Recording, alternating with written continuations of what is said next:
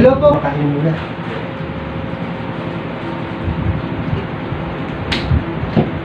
Ano pa? Ano mo?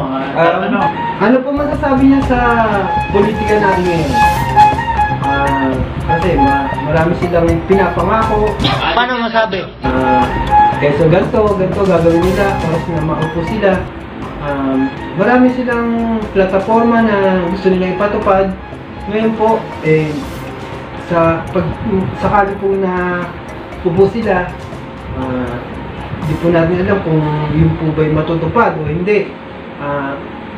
Kayo po, ano po masasabi nyo? Kasi pabalik-balik lang, ulit-ulit lang po. Magaganda, maganda tanong mo eh.